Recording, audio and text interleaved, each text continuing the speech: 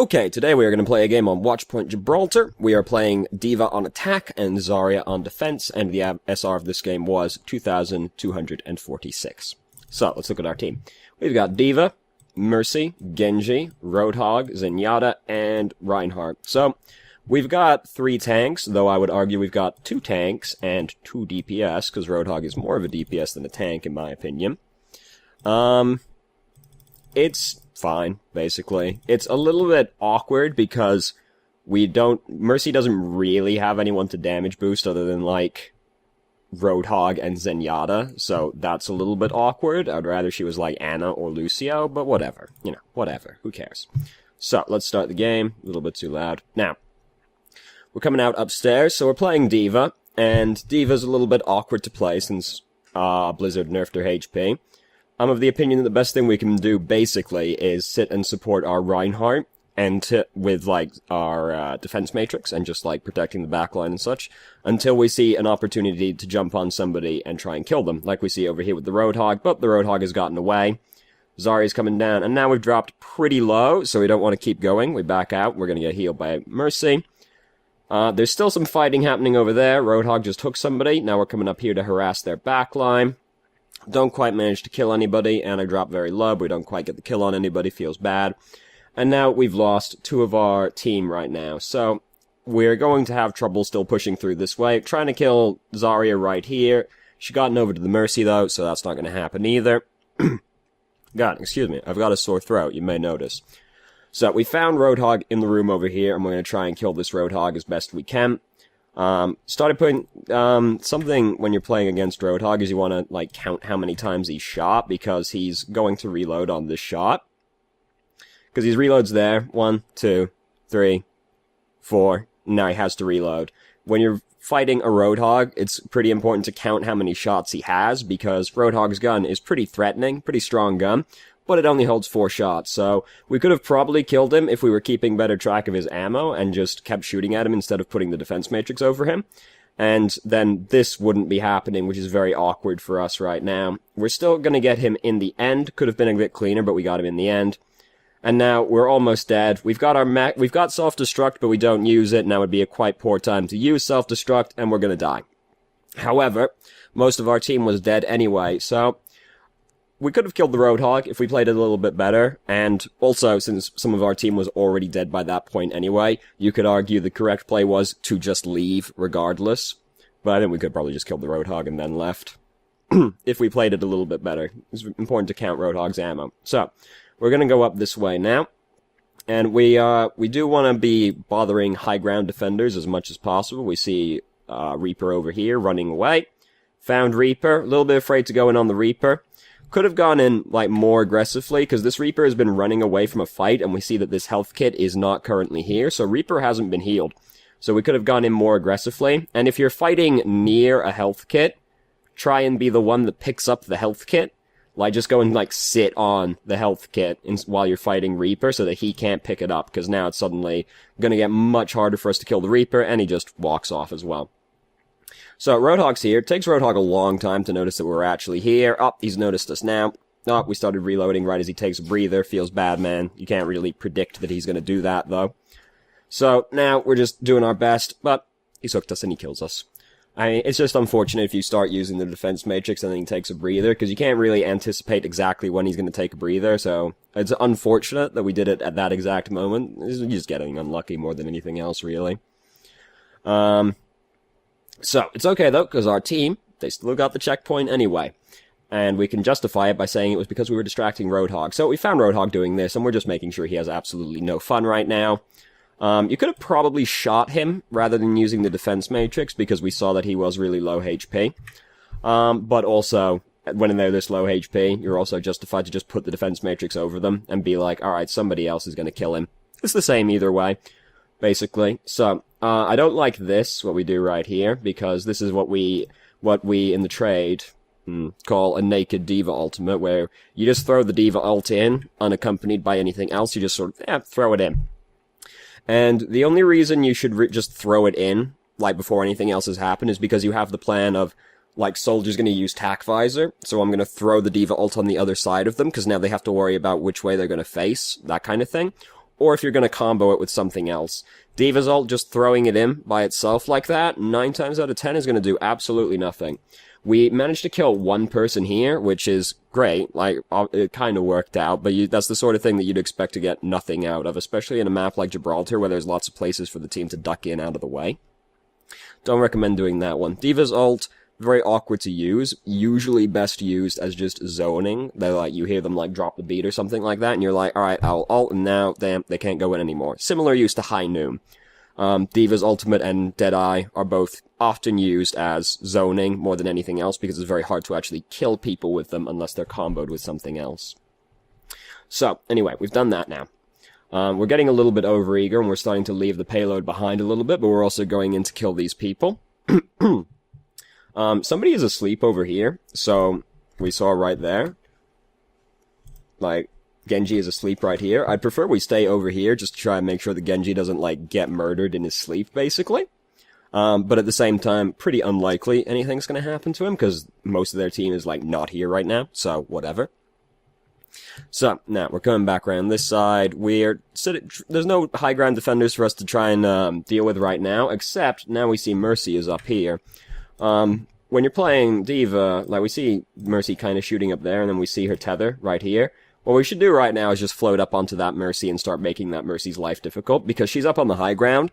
Only you and Genji can really get to her on your team, so it's like your obligation, basically, to go and try and kill her. Plus, you know, killing Mercy, pretty high priority in general. So, like, rather than trying to kill this Roadhog, we should just, like, give it up and, like, try and go up there and get the Mercy. Mercy has now come down here anyway, and now this is happening over here, so we're more interested in blocking Zarya's Graviton, which is exactly what we do. Great. Awesome. She got nano boosted, so not that hard to imagine she was going to use her ultimate if she had it, so we just held it over her until she used it. Great. Awesome. Now we see target prioritization. We see Mercy's tether. Mercy is standing like 3 feet to our left. We should just turn and kill this Mercy right there immediately, rather than shooting at the Roadhog. We turned to her in the end, but it took us a little while to realize that she's here. If you see a Mercy tethered to somebody, especially the person you're shooting at, you should just turn to that Mercy immediately. We got our ult just in time right there, and we use it basically just to get another mech, which I think is a perfectly fine use of it in this situation. It's going to be more important than anything else. Zenyatta's using his Transcendence right now. We're trying to bully this Mercy around. I'd actually rather we try and kill the Ana right there, because their Mercy has already used their ultimate, and Ana now would be a more concern to me, because she used her ult first. She's going to be closer to using it, on top of her ult charging faster. Mercy's already used her ultimate, so she's got a little bit of a while to go, so I try and prioritize the Ana more than the Mercy right there. We're trying to bully the Ana now anyway. A little bit of indecision, where we keep flicking back and forth between targets during this fight, because we could have kept killing the Ana, but we sort of turned back around to the fight over here that was happening. Honestly, I'd rather we just sit on the Ana's face and kill the Ana, basically, because killing the support is usually pretty important. You kill the support, you usually kill the rest of their team. And, like, when you're playing D.Va, Winston, or Flanker, your highest priority is just a support, basically. And, like, yeah, if, like, Roadhog was using his whole hog or something, it's more important to, like, turn around and block that. But if nothing, there's no ultimates for you to block, just try and, basically, if there's nothing more important happening, try and kill the support as quickly as possible, because, like, D.Va's one of the better people at getting on a support. It's harder now because they, like, nerfed her armor, so she's squishier. But killing supports, I'd rather just try and kill the Ana in that situation, rather than switching back and forth between targets. So, right here, Mercy's just disappeared into that doorway back there. We should just float right past this Roadhog and start trying to kill the Mercy, honestly. Because Mercy, at this point, she's got her ultimate, but instead, we're going to stand over here and push the payload on, because nobody wanted to come and stand on the payload, and now we're making sure this McCree doesn't have any fun. So it all ends up working out in the end. But if you see, like, Mercy disappear off somewhere to hide, Mercy goes and kills herself right there. That's actually the correct play, because now she doesn't give anybody the ult charge, and she was definitely going to die, so good job, Mercy. But if you see Mercy just, like, go off and start hiding in a corner somewhere, like, if you see her go off and hide and you can get to her, you gotta go and, like, get her, because if you saw where she went to hide, you might be the only one. You've gotta be the one that goes and gets her, basically. Or, like, call out where she's gone so that somebody else can go and get her. But, you know, you're playing D.Va. You can go kill him. So we're up here right now, and we've just blocked that shot, I think, from Roadhog. I think we blocked it. Great. Using our ult here just to basically get another mech. I'm alright with that. We get the bonus kill on the Zarya as well, and we get another mech out of it. It would have been fine to just use it to get another mech in that situation, I think, anyway. So, great. Bonus. Our Pharah has just died, but they've lost their Zarya. Genji's going in now with the Dragon Blade, so we just coming over here now to try and bully down the Mercy. Oh, she got her res off before we could kill her. Feels bad, man. Now we're just going to bully her to death, though. Oh, feels good, man. And we've like won at this point, because like look at everything that's happening right now. It'd be pretty astonishing if we lost this fight, really. Zarya got the Graviton on us. Doesn't even matter. Does not even matter that that happened. We won the round anyway. And as you can see from the timeline, this game doesn't actually go that long, because they don't actually get it to the first checkpoint. Feels bad, man. Not that unusual on Gibraltar, though, because the first checkpoint can be difficult to take. So we're coming to stand up here now. This is, strictly speaking, the better place to stand up here than down on the ledge. It's just usually hard to get people to actually come and stand up here with you. So great, we get to stand up here. We're coming over here right now. Hanzo, very lucky to have not died. Managed to get away with it, and now he's going back to tempt fate some more. Lucio ate the bubble that we were going to put on him. Unfortunate. Still got some charge off of it anyway, so, you know, whatever. The issue I have with what we were doing over there, where we were, like, basically babysitting our Hanzo, we didn't spend much time building any ult charge, because we couldn't really see the enemy team. But we were trying to make sure Hanzo didn't die, basically, and he didn't die, so great. Now, I don't like what we're doing here, because we're deciding, basically, we're going to fight over here. This isn't really what you want to do. You don't want to fight on this end of the ditch as much as possible. Proper procedure on Gibraltar is just to sort of sit up on the high ground area for as long as possible, and basically just build as much ult charge as you can out of this area over here. And then once they start going into the ditch, you just retreat back across the high ground, jump on the other side of the ditch, and start fighting them from over there. Reason being, then you have the high ground advantage on them. You can start using the ditch as a choke point.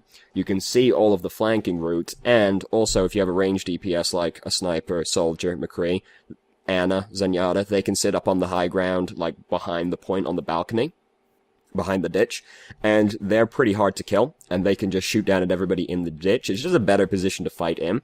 And over here, we're fighting them so close to their spawn point that we're not really gaining anything. Like they can see us over here, almost, from their spawn point. You don't really want to fight on this side of the ditch as the defending team, if at all possible. And that's what we're going to do right now. So, we also standing so, oh god, oh no, I don't like any of what's happening, basically. I don't like that we're doing any of what we're doing right now. I'd rather we were just retreating backwards. We've managed to get some kills. So, great, we're also not dying. We've managed to bully some people to death. We got a small loan of 80% charge and managed to bully some people to death right there. So it's all working out, for now. So, whatever. Don't get punished, don't have to learn, and all that. Oh god, could have probably killed the Zenyatta there. Like, could have stuck on it a little bit longer. We're already so deep in at this point.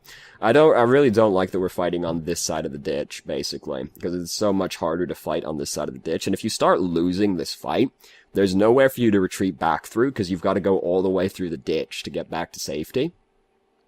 So, but, we overstay our welcome a little bit there, trying to kill the Roadhog. Roadhog is hard to kill as Zarya, even when you're high charge. Did he start taking a breather? I'm pretty sure he started taking a breather. Yeah, as soon as you see him start taking a breather, just, like, give up, basically, because it's not going to happen. Zarya doesn't do quite that much damage to kill him through that, and, like, the whole team's there. Now we've gotten wiped. The benefit, I guess, to getting wiped over on that side of the ditch is that you do have time to get back again, because they have to go through the entire ditch. But you're going to be in a much worse position than if you were just defending on this side of the ditch to begin with. But we've managed to build up Graviton quite quickly, because we got a lot of ult charge off, a lot of shield charge off of all that, so we got to do a lot of damage. We got to build up our ultimate. Great. And we just dump it in right there. Unfortunately, Transcendence is happening. Can't do very much about that. The combo was a little awkward because Hanzo fired his dragon beforehand, but the Transcendence happened anyway, so it wouldn't have mattered. Oh god. I'm dying. So, that's happening over there. There's not much we can do about that because we're playing Zarya. We bubbled the person that's getting cut by Genji, but unfortunately they're still going to die regardless. However, Genji has not managed to do basically anything with his Dragon Blade. Now, we start playing really a little bit defensively right here. You can go more aggressively right now because you're at 90% charge. and this fight's not going that badly, and when you're at 90% charge, you're the best hero in the game, basically, because you're a tank that does, like, the most DPS in the game at that point. So we could just go forward more aggressively, but we go in there eventually anyway. Team wins the fight. It's all great. Awesome. All works out. Now we're gonna bully this guy to death over here. Oh, he got the Tracer, though. It's alright, though. We're gonna get him eventually. Which side's he gonna poke out of? Up, up, up, up. Gave us a run for our money, but we got him in the end. Managed to kill our Hanzo with the Draken afterwards anyway. So, we pop out here, get hooked, feels bad, man. It's okay, he doesn't manage to kill us before anything happens, and now we try to bully him, but he's disappeared back in there.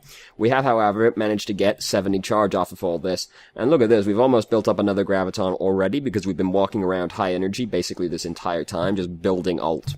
So, everything's going fantastically right now. 100% charge right now. We're the best hero in the game. We can just, like, you don't even need to sit this far back anymore. When you've got this much energy, you're the best hero in the game. You can just start asserting yourself over whoever you want, because they are going to die quicker than you're going to die. Don't, like, walk into, like, full 6 people, obviously, but when you're full charge, you can play a lot more aggressively, because you're going to do a lot of damage.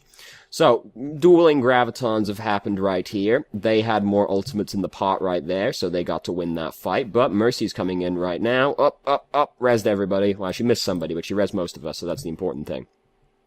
We managed to get up, immediately get 50% charge back, so that's great. We can start fighting. We don't follow into Roadhog's face, which is good. Now Transcendence is happening, which is very awkward for us, so we just have to wait for that to be over. Coming in here now to bully this Hanzo around. Great, awesome. They're winning the fight out there. We could have probably just chased that Hanzo down, because you can see in the kill feed that they're winning this fight over here right now. So you could have probably just gone more aggressively on that Hanzo. And now this is happening over here. We're trying to kill this Genji. Here's Hanzo again. A little bit scary to go up and try and fight the Hanzo because we're low energy and our bubble is currently down. I would not actually come into this room and try to fight him in case he throws his skill on the ground and it just happens to kill you. But, didn't matter. He didn't kill us anyway. We managed to win the fight. Great. Awesome. Everything worked out. So, let's watch the play of the game. Who got the play of the game in this game?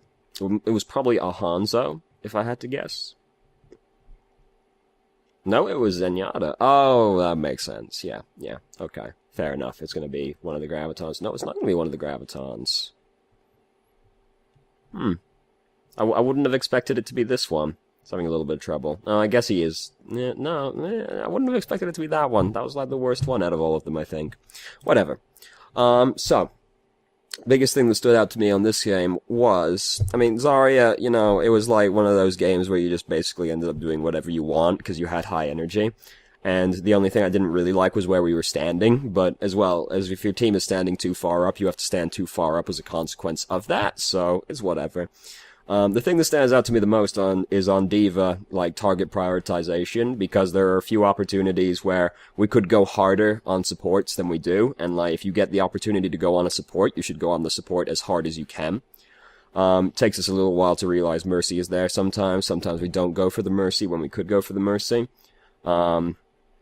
Also, not just, like, focusing a target as well is, like, tied in, because, like, there's a few cases where we're, like, flicking back and forth between targets rather than just trying to focus one of them down. We also got into a lot of fights with Roadhog, and it's sort of unusual circumstances, but you do want to try and avoid fighting Roadhog, if possible, as D.Va, because Roadhog has a better chance of killing you, basically, because he only has to get 2 shots in and your mech is going to break, basically, so it's pretty hard to beat Roadhog as D.Va, so best avoided if possible.